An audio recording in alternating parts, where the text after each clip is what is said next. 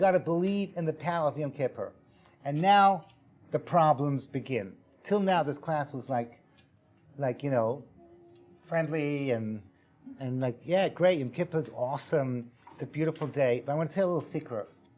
When I was a teenager, there was approximately 2 or 3 years, 16 to 18, which I call my idiot years. When I was dating my wife, she's an awesome person. I told her, please do not ask me about the idiot years. And she says, Baruch Hashem, I'm not marrying a guy from the idiot years. I'm marrying a person who's now a student of Rav Moshe Pira Shlita. But the point is that during those years, I was always religious. I always kept Shabbos and kosher. I didn't mess with those things at all. But there was other stuff. Those of you that have dads that grew up in London in the 70s, they'll tell you that it was a fun time to be a teenager. And there were stupid choices to be made. And very often I chose them.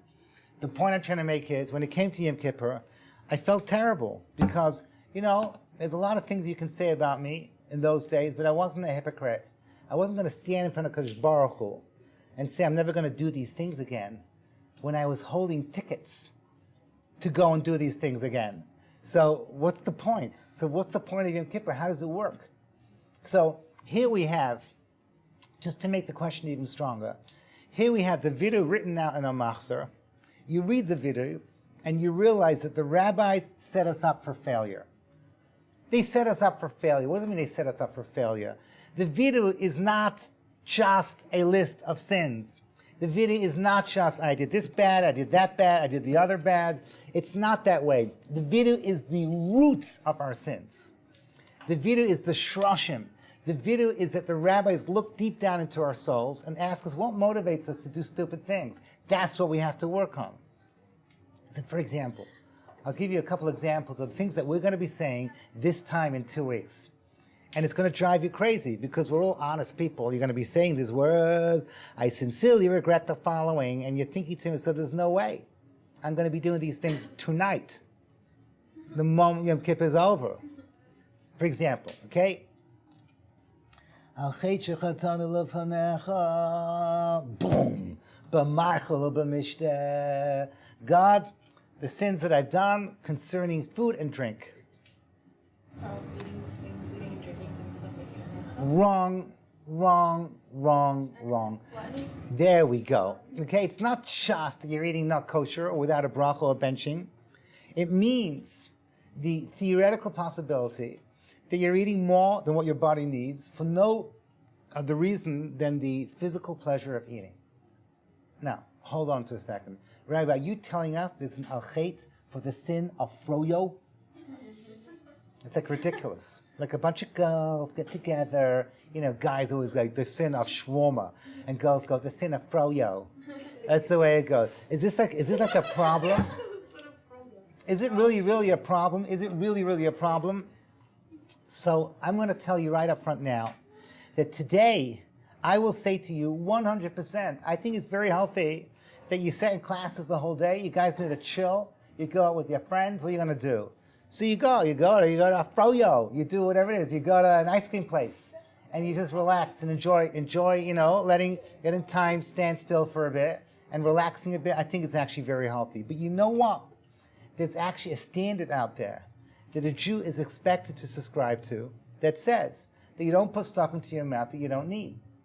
It is a concept that if you think about it, makes sense. We could talk more about it, but it's not today's class.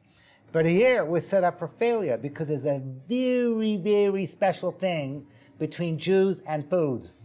We love food. Jews love. There's nothing we can do about it. I'm sorry to tell you this, but you've been to Jewish weddings, right? You've seen us in our glory. You've seen what it's like over here. I once went to a wedding in central London.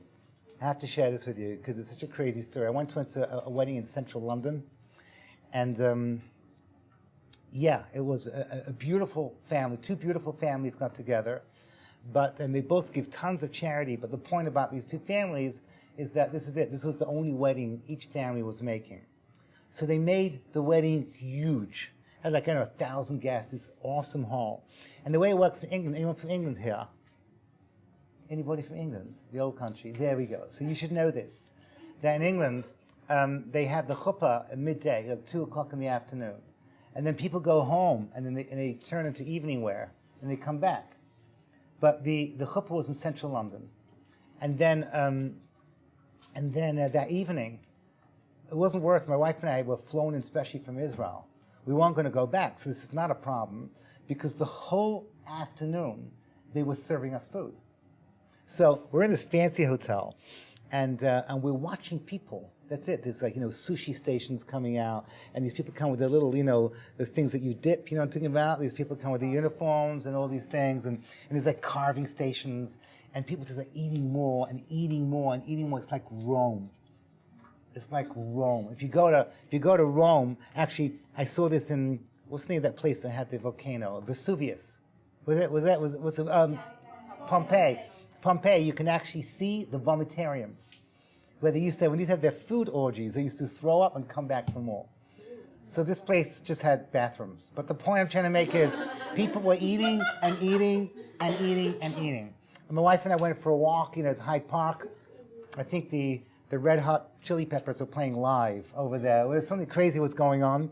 We came back, and that's it. People are eating, and then finally the man with the fancy uniform and little mustache says, "Ladies and gentlemen, everyone is kindly requested to come to the ballroom." Do it with a British accent again. So we go to the ballroom, and it's absolutely incredible. And this night here, the waitresses are coming up and say, would you like to have like 6 goats, or would you like us to slaughter your personal bison? I don't know. There was like so much meat going on, like so much. It was like a crazy, crazy situation. And people are eating and eating and eating and eating. And like the evening is getting later and later. Now it's 10 o'clock in the evening. And there's been something like 8 hours of solid food gorging. And finally, this is it. This is it. The man with the fancy uniform that looks like, these beef eaters from the Tower of London. And he gets up and says, "Ladies and gentlemen, I have a very important announcement to make." He says, "Oh my gosh, it's going to be a very important announcement. What could it be?" He says, "I would like everyone to look at that wall over there." So we look, it's just a wall. It's just a wall. And then suddenly, right, the bands are going, dan, dan, dan, dan, dan, dan, and you hear the drums are going, and like Shwekey's singing on the top of his voice, and dan, dan, dan, dan, dan, dan, and you're watching the wall actually going up. And I'm thinking to myself, oh my gosh, this is it. Mashiach is on the other side.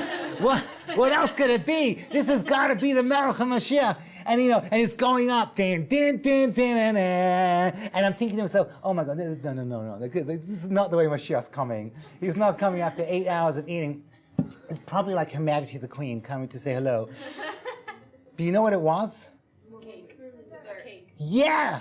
It was the Viennese tables. It was it. You know what I mean? So you see, like, from one end of the horizon, you see all these people, these little people with the uniforms, and there's the food, and you ask yourself, what can people do after 8 hours of nonstop eating? Have you heard of the plague of locusts? This was it, okay? Suddenly, everyone's like, like rushing forward, the whole thing, and pushing people. And my wife is a very, very healthy eater. Everything she's always doing the yoga, and everything has to be low on the GI. And she looks at me and she says, "You know what? I'm going in. And I'm just going to take a teeny, weeny little taste of everything." Okay? Right? So she comes back, with all these plates over here, like, this is what goes on. So how on earth are we expected to do an al-chait for food and drink? It's just not happening. We're Jews. We don't do these things. It gets worse, okay? Boom! The stupidity of my mouth. This is not talking about saying lies or lashon hara or just hurtful words, which are also forbidden, called oinos dvarim. You're not allowed to say something nasty to somebody else. It means the theoretical possibility of nevegals. It could be 2 o'clock in the morning, and the girls, like the cool girls, hang out in the cool room, and that's it, and all the nerds have gone to sleep, and the cool people are getting together, and for 1 solid hour, they talk about absolutely nothing. Nothing. It can happen. I don't know. I have no idea what goes on, but I sort of like imagine one girl says, I think I'm going to do something different with my hair. So immediately like a Beis-Din convenes, you know what I mean? Like the whole thing, like the court of law. And they start discussing, what they're gonna do. And then for some reason, the discussions somehow always somehow or other end up talking about shoes. And then, by the way, if you think I have teenage girls, don't think I don't have my sources out there. But the point I'm trying to make is, so what do you mean? But you know what? This is a value, a Jewish value, that everything that comes out of my mouth should be something that is real, and something that is meaningful, or something that at least is purpose-orientated. This is the hardest of them all. And then finally you're going to see, there's no way. Listen, trust me, I'm nowhere near what I'm about to say to you. Boom! Bahar halev, the evil thoughts of my mind. Oh my gosh. There's an al-chet for evil thoughts. And I don't want to freak you guys out, but if you could know the thoughts of the girl next to you, you would be running like crazy. Because she's crazy. She just keeps it in her mind. She knows how to hide it all. And it's like deep down, we're all crazy in the mind. You would never go back to your room because your roommate is an axe killer. That's it. That's what happens, okay? Your roommate, she likes to, put her shoes parallel parked, you know what I mean? Exactly 1 foot away from the wall. A little, and you throw your shoes all over the place, and she just fantasizes 3 in the morning. There's a little show. You're like, Why is that actually us? I put all my clothes like this, and she literally parallel parked. what can I tell you? This is crazy stuff. Okay, so I'm going to say to you now, ideas that changed my life. What made it change my life?